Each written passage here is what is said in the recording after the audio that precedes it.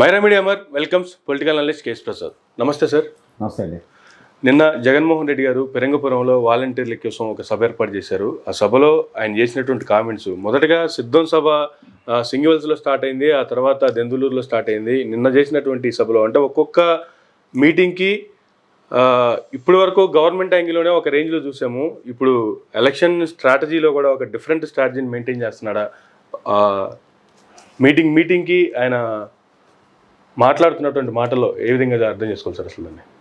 ఇప్పుడు ఒక నాయకుడు, ప్రజల్లోంచి ఆవిష్కరించబడిన ఒక నాయకుడు చేసే ప్రతి పని సార్, ఎలక్షన్స్ అనే యుద్ధానికి ప్రతి నిమిషం ఎలా సంధానపరుచుకుంటున్నాడు తనని తాను, ఆ ఎలక్షన్స్కి అతను ఎలా సమాయత్తం అవుతున్నాడు, దాన్ని ఒక సిద్ధం అనే రూపంలో సభలు నిర్వర్తిస్తూ తదనంతరం ఆయన గణాన్ని, అంటే ఉదాహరణకి వాలంటరీ వ్యవస్థ కానీ, నాయకుల్ని కానీ, కార్యకర్తలు కానీ చైతన్యపరచడానికి అతను తీసుకుంటున్న ప్రొయాక్టివ్ స్టెప్స్. ఎందుకంటే ఎక్కడి నుంచి అతనికి ప్రమాదాలు ఉన్నాయో ఆ ప్రమాదాల నుంచి మనం ఎలా అధిగమించాలో, మనం యుద్ధం చేయడానికి ఎలా సమాయత్తం అవ్వాలి అన్నది కోణంలో దాన్ని చూడాలి. ఫస్ట్ ఆఫ్ ఆల్ ఉదాహరణకి ర్యాంప్ వాక్ చేస్తున్నాడు అని అవహేళన చేసిన ఒక మాధ్యమానికి అతను ఇచ్చిన సమాధానం ర్యాంప్ ఆడించి చూపించింది. 18-19 నిమిషాలు ర్యాంప్లో వాక్ చేసిన అతను కార్యకర్తల్ని ప్రతి ఒక్కరిని పేరు పేరున అతను స్మరించుకుంటున్న విధానం అతన్ని, అంటే the connectivity, the bondage between a leader and ప్రజలు అండ్ వాళ్ళ కార్యకర్తలు. ఒక లీడర్ కావాల్సింది అదే కదా అసలు. సో ఎప్పుడైతే ఇప్పుడు ఉదాహరణకి నేను ఇవన్నీ ఎందుకు చెప్తానంటే ఉపోద్ఘాతం టైప్లో సార్, తెలుగుదేశం పార్టీ ఎలక్షన్స్ అయిపోయిన వెంటనే జన్మభూమి కమిటీ వల్ల ఓడిపోయాను కంక్లూజన్ రిమార్క్స్ ఇచ్చి కూర్చున్నారు. అవును. ఇప్పుడు నాయకుడు ఓటమి, ఇప్పుడు రాజు సైనికులందరూ చనిపోతారు యుద్ధంలో, కానీ రాజు ఒక్కడు కాంకర్ చేసి వచ్చిన తర్వాత చనిపోయిన సైనికుల గురించి ఎవడు మాట్లాడారు సార్. రాజు ఓటమికి సైనికులు కారణం అన్నదాన్ని ఎప్పుడైతే చూశారో, నాయకుడికి ఆయన టీం మీద ఉన్న కాన్ఫిడెన్స్తో, ఎందుకంటే రేపొద్దున మళ్ళీ యుద్ధం చేయడానికి వాళ్ళనే సంధానపరచుకోవాలి, అలాంటి వాళ్ళ మీద భారం మోపే నీ వల్ల నాకు అన్యాయం జరిగిందని. మీరు ఇక్కడ గమనించవలసిన విషయం అంటే నాయకత్వ లక్షణం ఎలా ఉందంటే సార్, ఒక చంద్రబాబు నాయుడు గారిని తీసుకోండి, ఒక పవన్ కళ్యాణ్ గారిని తీసుకోండి, ఒక జగన్మోహన్ రెడ్డిని తీసుకోండి, ఈ ముగ్గురులో పవన్ కళ్యాణ్ గారు మాట్లాడిన మాటలు చూడండి. నన్ను ఒక్కడైనా గెలిపించి లోపలికి పంపించుంటే కథ వేరే ఉందను, మీరు నన్నే ఓడగొట్టారు, ఎందుకు ఈ కేరింతలు పెడుతున్నారని వాళ్ళని అవమానించిన విధానం. ఇదే చంద్రబాబు నాయుడు గారు గెలుపో ఓటమో, ఇక ఇది జన్మభూమి కమిటీలు మనం ఓడిపోయాం మనం మీ వల్లనే అన్నట్టుగా ఆయన మాట్లాడి పక్కకి వెళ్ళిపోవడం, కార్యకర్తల మీద భరోసా లేకపోవడం. But where it comes to Jaganmohan Reddy, ఎంత ఓదార్పు యాత్రలు చేసినా ఎంత చేసినా అతను సమర్పించుకున్నాడు ప్రజలకి. ఎస్, ఎలా సమాయత్తం అవ్వాలి, ప్రజల హృదయాలు ఎలా గెలవాలని అతన్నే కోతులో కరిగించుకుని జనాల్లోకి వెళ్ళాడు. బట్ ఏ రోజు జనాలు ఇప్పుడు చూడు, పాలిచ్చి ఆవుని వదులుకొని దున్నపోతను తీసుకొచ్చారు, దున్నపోతను కట్టుకున్నారు, తంతే భరించాలి, ఇలాంటి అవహేళనల్ని వాళ్ళ కార్యకర్తల్ని ప్రజలకి చేసిన ఉదంతం మెసేజ్. తన ఓటమికి ఏ రోజు కూడా నన్ను ఇలా ఓడగొట్టారు మీరని ఏ రోజు ప్రజల్ని ఒక మాట అనలేదు. ప్రజలతో ఒక బంధాన్ని ఏర్పాటు చేస్తున్నాడు. ఆ బంధానికి పాదయాత్ర త్రూగా తను అనుకున్న సమస్యలు చూసిన వాటికి ఒక ప్రాస్పెక్టివ్ సొల్యూషన్స్ ఇచ్చుకుంటూ ముందుకెళ్ళాడు.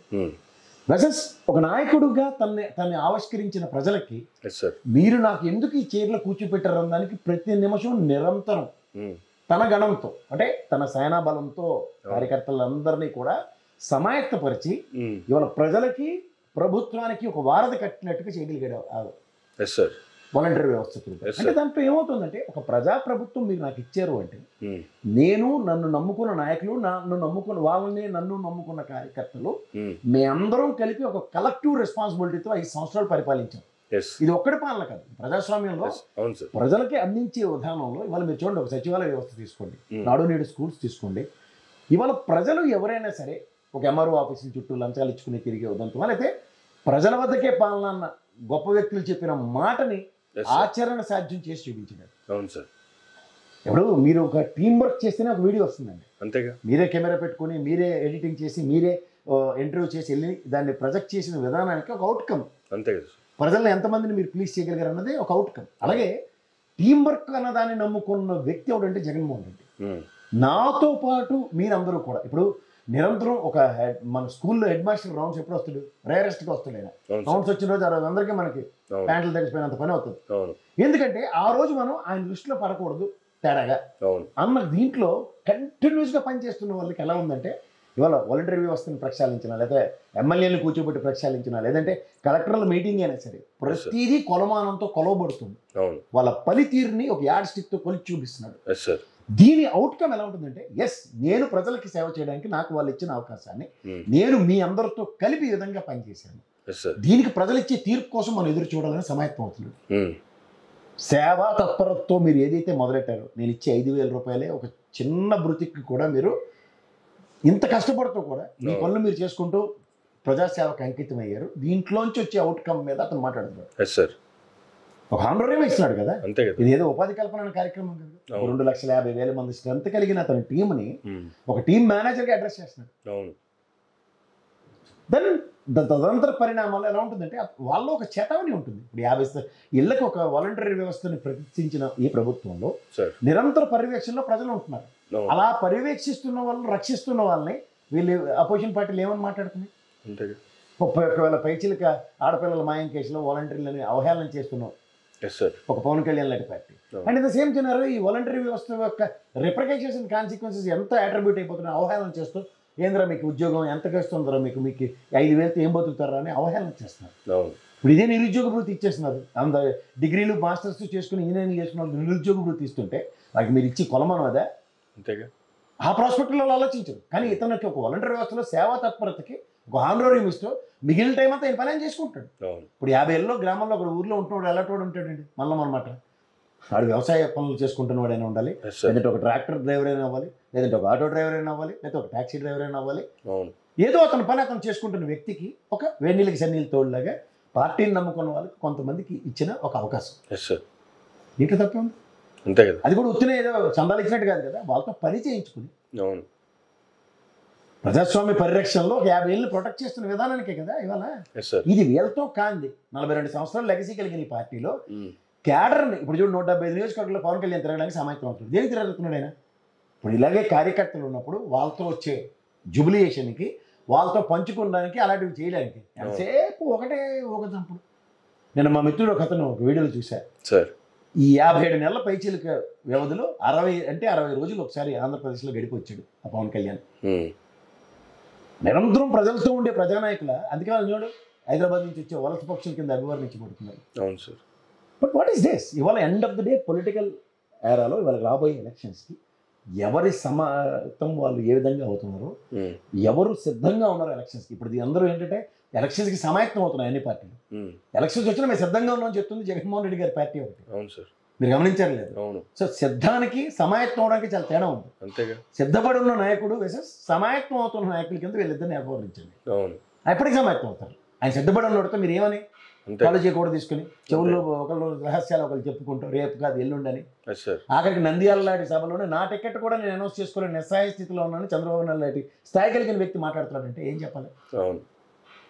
This is quite ridiculous. ఎందుకంటే ఇంత అనుభవం, ఇంత అపారమైన చాణక్యతనం సంపాదించిన వ్యక్తి ఇంత డొల్లతనంతో ప్రదర్శిస్తుంటే చాలా ఆశ్చర్యపదంగా ఉంది. నిన్న ఇప్పుడు ఒక ఇంగ్లీష్ ప్రోవర్బ్ ఉంటుంది, if you want to work hard you need to pull your socks. Sir ఇప్పుడు మనకి ఏదైనా ఫుల్ హ్యాండ్ షర్ట్ వేసుకుంటాం, ఏదైనా పని చేయాలంటే చేయి మడత పెట్టుకోవాలి. అంతే సార్. అవును. చేయి మడత పెట్టుకుంటే దాని అర్థం ఏంటి? నేను సమాయత్తం అవుతున్నాను, సిద్ధంగా సమాయత్తం. మనం సిద్ధం అయిపోయాం. సిద్ధమైనప్పుడు మీరు hand needs to be folded. అంటే పని చేసేవాడు చేయి ఫోల్డ్ చేసుకుని పని చేస్తాడు. అందుకని ఇక్కడ దాకా కఫ్లింగ్లు పెట్టుకున్నాడు పని చేయడు కదా, సూటు బూట్ వేసుకున్నాడు పని చేయడు కదా. కార్యకర్త అన్నవాడు పార్టీ కోసం కష్టపడేవాడు. వాడు మనం ఇంకొక చేతులు మడత పెట్టుకుని మనం పని చేయాలి సోదరా అన్న ప్రాస్పెక్టులో ఒక నాయకుడు ఒక చేతావని ఇస్తున్నాడు, వాళ్ళ గణాన్ని తయారు చేసుకుంటాడు. వీళ్ళు మీరు చేతులు మడత పెడితే మేము కుర్చీలు మడత పెడతాం. సినిమా ఎత్తుకుపోయిన తర్వాత ఆ పాట పెడితే సినిమా హిట్ అవుతుందన్న అపోహలో ఆ కుర్చీ మడత పెట్టని ఆ పాటలు పెట్టారు. అయినా సినిమా ఏమైంది? మొత్తం మడత పెట్టిపోయింది. అలా ఆ డైలాగ్ యాప్ట్గా ఉందని మీరు వాడినా పనిచేసేవాడికినో మీరు కుర్చీలు మడత పెట్టి తన్నే వాళ్ళకి చాలా తేడా ఉంది. తండ్రి కొడుకులు కానీ లేదంటే పవన్ కళ్యాణ్ కానీ భావావేశానికి గురే ప్రతి నిమిషం తంతం పొడుస్తాం, బట్టలు తీసి పరిగెట్టిస్తాం, ఇవే మాట్లాడుతున్నారు. సో దీనికి వెసెస్ ఆయన సిద్ధమైంది ఏంటంటే ప్రజాస్వామ్య పరిరక్షణకి తన గణంతో, అంటే తన నమ్ముకున్న కార్యకర్తలతో, తన నమ్ముకున్న నాయకులతో పనిని బేరీజ్ వేస్తూ సరిగ్గా పనిచేసిన నాయకుడు వెసెస్ పని చేయని నాయకుడిని పక్క తప్పించి పనిచేసే నాయకుడితో ముందుకెళ్ళడానికి సిద్ధపడిన ఆ నాయకుడు వెసెస్ వీళ్ళు కుర్చీలు మడత పెట్టుకుని వాళ్ళు తన్నే కార్యక్రమానికి తెరలేపుకుంటుంటే ప్రజాస్వామ్యంలో తన్నుకోవడాలు పొడుచుకోవడాలు ఉండవు. ప్రజల హృదయాలు గెలవడమే. ఎప్పుడైతే ప్రజల హృదయాలు గెలిచే కార్యక్రమానికి తెరలేపబడుతుందో దానికి వాళ్ళు సిద్ధపడి ఉన్నారు. వీళ్ళేమో కుర్చీలు మడత పెట్టుకుని దాని వెనకాల తిరగడానికి సిద్ధపడుతున్నారు. అందుకే విధ్వంసం అలాంటి పదాలే మీకు దొరుకుతున్నాయి. అవతలని వేలెత్తి చూపించే కార్యక్రమంలో వారు చేసిన విధ్వంసం అన్న దగ్గర మీ భావజాలంలో ఉన్న విధ్వంసాన్ని బయటికి తీసి చెప్తున్నారు. సో దాని పర్యవసనాలు ప్రజాస్వామ్యంలో పరిరక్షణక మీరు భక్షించబడ్డానిక అన్నది చూసుకున్నాను. అందుకని నేటి వాలంటీర్లే భావి లీడర్లు అనేటువంటి సందేశం కూడా ఒకటి ఇచ్చేశారు. అంటే వాలంటీర్ని రాబోయే కాలంలో లీడర్లుగా తయారు చేయడానికే సందేశం అనుకోవాలి సార్. ఆబ్వియస్గా అండి. నందిగం సురేష్ రెడ్డికి ఎక్కడి నుంచి వచ్చింది టికెట్? అంతే కదా. నిన్న కాక మొన్న ఒక రాయలసీమలో ఒకరికి టికెట్ అనౌన్స్ చేశారు. అవును. అతని బ్యాక్గ్రౌండ్ ఏంటి? చాలా పూర్ ఫ్యామిలీ, ఎమ్మెల్యే క్యాండిడేట్. ఇప్పుడు మీరు ఒకసారి గుర్తుంచుకోండి, ప్రజానాయకులు అన్న వాళ్ళు వేరేస్లో వస్తారు. ఒకడు మహానుభావుడు నందమూరి తారక రామారావు గారు, తర్వాత రాజశేఖర రెడ్డి గారు, తర్వాత ఇప్పుడు జగన్మోహన్ రెడ్డి గారు. ఈ ఆనాటి తెలుగుదేశం ఆయనలో కూడా రామారావు గారు ఏ విధంగా పిక్ చేశారండి లీడర్స్ని? సేవా తత్పరత, ప్రజల్లో నిరంతరం ఉన్న వాళ్ళని అలా ఐడెంటిఫైడ్ క్యారెక్టర్స్. ఎర్రనాయుడు గారు కానీ, కోడెల శివప్రసాద్ రావు గారు కానీ, ఇలాంటి మహానుభావులు అందరూ ఎక్కడి నుంచి వచ్చారు? రామారావు గారు పిక్లు అవన్నీ. ఎందుకంటే those people with their commitments, వాళ్ళు ఎండ్ ఆఫ్ ద డే వరకు కూడా ఎలా పనిచేశారు కూడా చూసాము. అంతే. వాళ్ళ కమిట్మెంట్స్ ఏ విధంగా ఉన్నాయి, వాళ్ళ ఆయనలో పార్టీ పరిరక్షించబడిన విధానం చూసుకోమని. So these are the characters. ఆ క్యారెక్టర్స్ అనేది ఎలా ఉంటాయంటే నిరంతరం ప్రజల్లో ఉండేదానికి. పవన్ కళ్యాణ్ అంటే ఓన్లీ ప్రవచనాలు చెప్తూ ఉంటాడు. ఏంటి డబ్బులు లేని రాజకీయాలు చేయాలి, డబ్బులు లేవు నా దగ్గర లబోదిబం అంటున్నాడు.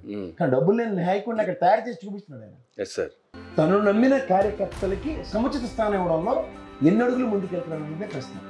10 అడుగులు ముందుకెళ్ళిన జగన్మోహన్ రెడ్డి గారిని వీళ్ళు ఎప్పుడూ అందుకోలేక ఏదైనా తాడు దొరుకుతుందా ముందు తాడేసి కాలబంధం వేసి లాగుదాం అలాంటి ప్రయత్నాల్లో ఉన్నాయి. ఇది ప్రజాస్వామ్యం కాదు కదా. ప్రజల మనసులు గెలుచుకోవడానికి నువ్వేం చేస్తున్నావు అన్నదే ప్రజలు ఎదుర్కొంటున్నది విషయం. వాళ్ళు సిద్ధంగా ఉన్నారు. ప్రజలు కూడా నేను చెప్తుంది ఇక్కడ కరెక్ట్ అవుతుందా లేదా, నేను చెప్తుంది ఇది జరిగిందా లేదా, ఇదే కదా ప్రజలకు తెలుసుకోవాల్సింది. ఒక 5 సంవత్సరాలు ఒక ప్రజాస్వామ్యంలో ఒక పార్టీకి అవకాశం వస్తుంది. వాళ్ళు ఒక నాయకుడిని సీఎల్పీ లీడర్ ముఖ్యమంత్రిగా ఎన్నుకుంటున్నారు. ఆ నాయకుడి యొక్క పరిపాలన కొలమానం నెక్స్ట్ ఎలక్షన్స్ కి బేరీజ్ వేయబడుతుంది ప్రజల రూపంలో, అది ఓటు రూపంలో. దాని అర్థం ఏంటి?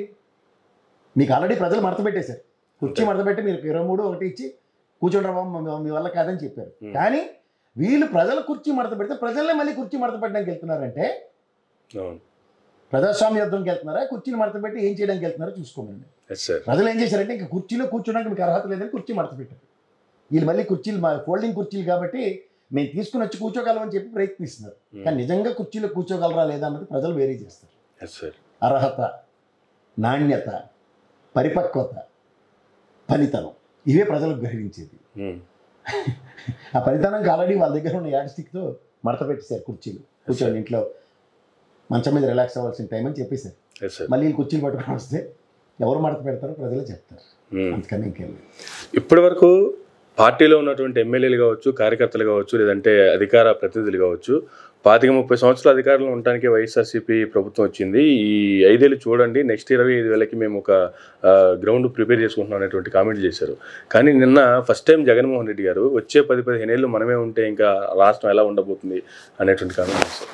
ఇప్పుడు రెక్కాడితేనే కానీ డొక్కాడని ప్రజలకి సార్ గడ్డు కాలాన్ని ఎదుర్కొంటున్న హుదూతులి తుఫాన్ల తదనంతర పరిణామాల్లో కాలు చేయకూడదు తీసుకోలేని నిస్సహాయ స్థితిలో ఉన్న ఆంధ్రావనికి సార్ నిజంగానే ఒక సువర్ణావకాశం కల్పించబడింది ఒక ప్రభుత్వ మార్పుతో. అలాంటి కష్టాల నుంచి ఒక అడుగు ముందుకేస్తామని నవరత్నాలతో 10 రూపాయలు ఇస్తాడు ప్రజలకు అన్న దగ్గర మళ్ళీ భగవంతుడు ఒక అగ్ని పరీక్ష పెట్టాడు ఆంధ్ర రాష్ట్రానికి. 2 ఏళ్ల పాటు కరోనా పాండమిక్ అయినా సరే ఇప్పుడు చూడు కన్న తండ్రి ముఖ్యమంత్రి స్థానం కన్న తండ్రి స్థానం అంటారు. ఎందుకంటే ఆయన ఏవో తిప్పలు పెడతాడు కానీ ఇంట్లో వాళ్ళందరినీ పట్టి అన్నం పెట్టడానికి విశ్వ ప్రయత్నం చేస్తాడు. అదే పని జగన్మోహన్ రెడ్డి గారు చేశారు. దాంతోపాటు ఆయనకున్న అందరితోనూ పని చేయించగలిగాడు. వాలంటీర్ వ్యవస్థే కదండి కరోనా పాండమిక్ సిచ్యువేషన్లో అక్కడికి వచ్చి నిలబడింది. అంతే కదా. వాళ్ళ ఆరోగ్య వ్యవస్థ తురుగా పరిరక్షించిన విధానంలో కానీ ఏదైనా సరే ability of a person identified with his own character. ఆ క్యారెక్టర్ ఏంటంటే ప్రజారంజక పాలన. ఆ ప్రజారంజక పాలనకి నేను ఒక్కడే ప్రజలకి పరిపాలించడానికి ముఖ్యమంత్రి సీట్ ఇవ్వలేదు. మీరు ఎంత కష్టపడి మా క్యాడర్ని కార్యకర్తల్ని అందరినీ నమ్ము మీరు నాకు ఓటేశారో అదే క్యాడర్ని కార్యకర్తల్ని ప్రతి నిరంతరం ప్రజల్లో నుంచి. కార్యకర్త అన్నవాడు పార్టీకి ఎలాంటి పట్టుగోమలాంటి వాడు. ఆ కార్యకర్త యొక్క పనితనాన్ని నిరంతరం 5 సంవత్సరాల పాటు టెస్టింగ్ మాడ్యూల్లా ప్రతి ఇంటికి పరిచయం చేసి చూపించాడు. ఇది మా పార్టీ పనితనం. అదే జగన్మోహన్ రెడ్డి గారి కొలమానం. ఆ జగన్మోహన్ రెడ్డి గారికి ఇచ్చే రెసిప్రోకేట్ యాటిట్యూడ్ ఎట్లా ఉంటుందంటే ప్రజలు ఇది గ్రహించారు, ఇది అవునా కాదో వాళ్ళకే తెలుసు. సార్ దానికి ఆయన అడుగుతున్న ఆయన పెట్టుకున్న పరీక్ష ఏంటంటే మీకు నేను చేసిన సేవ నచ్చితే, మా సేవ అంటే ఈ కార్యకర్తల త్రూగా చేయండి, ప్లీజ్ రెసిప్రోకేట్ మీ అంటే ఓటు రూపంలో వేయండి, లేదంటే మీకేం కావాలో నా దగ్గర ఇంతకన్నా లేదు అన్న కోణంలోనే ఆయన అన్నాడు. అర్థమైందా? మీరు అన్నట్టు 20 సంవత్సరాల లాంగ్ ప్రాస్పెక్టివ్లో ప్రజాస్వామ్యంలో ప్రజలతో ప్రతినిత్యం ఉన్న నాయకుల్ని మనం ఈరోజు దాకా చూడలేదు. నిరంతరం తెలుగుదేశంలో రామనాయుడు గారి లాగా అదే పని నేను ప్రాక్టికల్గా అందరితో చేసి చూపించాడు. అవును సార్. తను నమ్ముకున్న వాళ్ళు అన్న వాళ్ళ కార్యకర్తలు అవనండి, నాయకులు అవనండి, నిరంతరం నాయకులు కూడా 9 నెలల పైచిలక గడప గడపకి కార్యక్రమాలు ఉంచాడు. ఓవరాల్గా ఈ ప్రభుత్వం యొక్క పరిపాలన ప్రజల వద్దకు పరిపాలించడానికి వచ్చాడా లేదా, ప్రజాస్వామ్య విలువల్ని ప్రజల చేత, ప్రజల వల్ల, ప్రజల కొరకు అన్న దగ్గర ప్రజలతో ఈ ప్రభుత్వం ఉందా లేదా అన్నదానికి నిలువు ఎత్తు కొలమానంగా ఈ 5 సంవత్సరాల పరిపాలన చూపించింది. ఎప్పుడో ముఖ్యమంత్రి ఒకసారి వచ్చి ముఖం చూపించాడు, పెద్దానికి ముఖ్యమంత్రి వస్తాడని ఎదురు చూపుల కన్నా ముఖ్యమంత్రి అన్నవాడు ఇంక్లూడింగ్ ఎమ్మెల్యే కూడా నీకు స్థానికంగా అంతే పవర్ఫుల్, వాడిని ప్రజల్లో నుంచాడు. ఆయన వెనకాల కార్యకర్తల్ని నిరంతరం ప్రజల్లో నుంచి ఇంకేం కావాలి అంతకన్నా అంతే కదా. తర్వాత ఏ వ్యవస్థ త్రూగా మనం ఈరోజు లంచాలకి పని అవ్వట్లేదు, లేకపోతే స్కూల్లో పిల్లలకి సరిగ్గా ఏది లేదు, వసతులు లేవు అన్న దానికి ఏవైతే ప్రాథమిక అవసరాలు ఉన్నాయో ప్రాథమిక అవసరాలన్నిటికీ ప్రభుత్వం ఏం చేయాలో అది చేసి నిలబడింది. అదే ఈ ప్రభుత్వం మనకి ఇచ్చిన 5 సంవత్సరాలు. మనం ఇవ్వాల్సిన బాధ్యత ఉందో లేదో ప్రజలు నిర్ణయించుకుంటారు. సార్, ఆంధ్రప్రదేశ్ రాష్ట్రంలో గత 5 సంవత్సరాలుగా చూస్తూనే ఉన్నాము. ఎంత నవరత్నాల ద్వారా కావచ్చు, సంక్షేమ పథకాల ద్వారా కావచ్చు, నాడు నేడు స్కూల్స్ ద్వారా కావచ్చు, ఇప్పటి వరకు దేశం స్వాతంత్రం వచ్చిన తర్వాత చూడనటువంటి అభివృద్ధి అంతా రాష్ట్రంలో చూస్తూ ఉంటే ఒక పక్క ఈ ప్రభుత్వంలో విధ్వంసమే జరిగిపోతుంది, ఇంకేం లేదనేటువంటి దాంతో విధ్వంసం ఒక బుక్ వేసి దానికి పవన్ కళ్యాణ్ గారిని, చంద్రబాబు గారిని చీఫ్ గెస్ట్గా పిలిచి ఆ విధ్వంసం దాంట్లో వాళ్ళు మాట్లాడుతున్న విధ్వంసకరమైనటువంటి మాటలను ఎదిగి చూడాలంటే నేను అదే చెప్తున్నానండి. వాళ్ళు ఇప్పటిదాకా వాళ్ళు మాట్లాడిన మాటలు ఏవైతే ఉన్నాయో ప్రజలు వీళ్ళు విధ్వంసకారులకి కుర్చీలు మడతపెట్టి ఇంట్లో కూర్చోండి అని చెప్పారు. వీళ్ళు మళ్ళీ కుర్చీలు మడతపెట్టి ఏం చేయడానికి వస్తున్నారు, ఆ సినిమా పాటలాగా వస్తున్నారు. అంచేత ప్రజలు ఆల్రెడీ చాలా క్లారిటీతో ఉన్నారు. గాంధీజీ కన్న కళల స్వరాజ్యం, గ్రామ స్వరాజ్యం, అది ఆచరించి చూపిస్తే ఎక్కడ తట్టుకు. పటేల్ పట్టువారి వ్యవస్థని ఆనాటి రామారావు గారు నిర్మూలించిన తర్వాత ప్రజాక్షేత్రంలో ప్రజల దగ్గరికి వచ్చిన పాలన అని ఆయన అభివర్ణించినప్పుడు తదనంతరం రాజశేఖర రెడ్డి గారు రచ్చబండి అన్నారు ఈయన. అందుకనే మీకు ఇప్పుడైతే జన్మభూమి కమిటీలు ఇవన్నీ పేరుకు మాత్రమే ఉండి వాటి వల్లే ప్రజలకు అన్యాయం జరిగింది, వీళ్ళ వల్లే మనం అన్న దగ్గర ట్రాన్స్పరెన్సీ ఎవరి దగ్గర ఉంది? ఇవాళ వీళ్ళు వెళ్ళి పెన్షన్ అందలేదని ఎవరైనా చెప్పగలరా? రేషన్ అందలేదని చెప్పగలరా? అమ్మఒడి రాలేదని చెప్పగలరా? నాడు నేడు స్కూల్కి వెళ్ళి పిల్లలు చదువుకోవట్లేదని చెప్పగలరా? విద్యా ప్రమాణాలు పెరిగాయని చెప్పలేరా? రాబోయే రోజుల్లో ఐబీ సిలబస్ వస్తుందని చెప్పుకోలే గర్వకారమైన పరిస్థితులు క్రియేట్ చేస్తుంటే ప్రభుత్వానికి ఏం కావాలో, ప్రజలకు ఏం కావాలో తెలిసిన ప్రభుత్వం ఇది.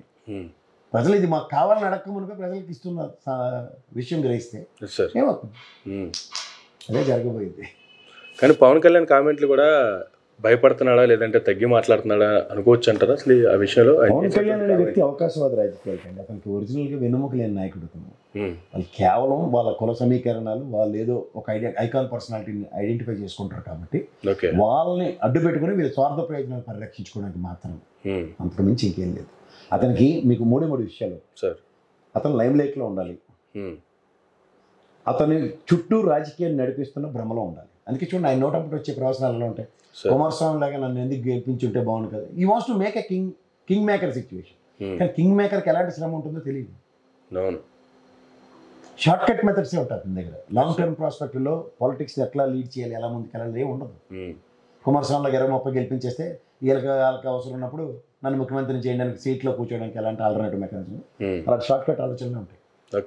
ఎలాగోలా నాకు అధికారం కట్టబెట్టండి, నన్ను ఒక్కడిని లోపటేసేయండి, వాళ్ళకి అనవసరం ఉంటుంది, మీ అనవసరంతో నా కాలక్షేపం నేను చేసుకుంటాను, నేను సేపు మా అన్నకు చూపించాలి, నీకు చేత కాలేదు, నాకు చేతనైంది, ఇలాంటివన్నీ ఆలోచనలు ఉంటాడు. అవన్నీ ప్రజలు ఎప్పుడూ గ్రహించారు. చిరంజీవి గారితోనే ఆ product expire, your family is not for a valid product for politics, it's an expired product అని పక్కన పడేసారు. దీనికి ఇంకా అర్థమయ్యే భాషలో చెప్పాలంటే ఆ రాపాక్ గారిని తప్ప మిగిలిన వాళ్ళని కనికరించలేక క్షమించలేదు. ఈయనే ఒక పార్టీ పెట్టి ఈయనే నాయకుడు ఉన్న దగ్గర ఇతనికే కన్సిడరేషన్ లేనప్పుడు ఏ ప్రాతిపదిక మీద రాజకీయాలు చేయడానికి వస్తారో ఒకసారి ఆలోచించుకోమనండి. ఒకసారి ఆలోచించుకోమనండి. అంతకన్నా ఇంకెళ్తారు. రీసెంట్గా రిలీజ్ అయిన యాత్ర 2 మూవీ చూసాను సార్. నిన్న రాజధాని ఫైల్స్ అని ఒక మూవీ కూడా రిలీజ్ అయింది. ఏంది అసలు రెండింటికి డిఫరెన్స్ అంటే ఏం చెప్తారు సార్? అసలు నేను సినిమాలు చూడండి సార్, ఎవడో మీలాటోడు బలవంతాన్ని పట్టుకెళ్తే ఆ సినిమాకి వెళ్ళి చూడవలసి వచ్చింది. ఇవన్నీ ఎలా ఉంటాయంటే సార్, ప్రజలకి దగ్గర విషయాలు ఏదో పరిచయం చేద్దాం అనుకుంటుంటారు సార్. వీళ్ళ ప్రయత్నాలు, ఎవరి ప్రయత్నాలు వాళ్ళు చేస్తారు. రాజధాని ఫైల్స్లో యాత్ర టూర్లుగా నిజమైన సన్నివేశాలు ఏమైనా ఉంటే ఆకర్షించబడుతుంది ప్రజలకి. లేనప్పుడు ఎవరేం చేయలేదు దానికి. ఓకే, ప్రజలకి విషయం తెలియజెప్పే కార్యక్రమంలో వాస్తవ సంఘటనల ఆధారంగా వాస్తవ యథార్థ గాథలను తీసే ఉదంతాలు ఉన్నప్పుడు ప్రజలకు అవన్నీ తెలుసు కదా, what exactly has taken place. దానికి అనుగుణంగానే ఉంటుంది.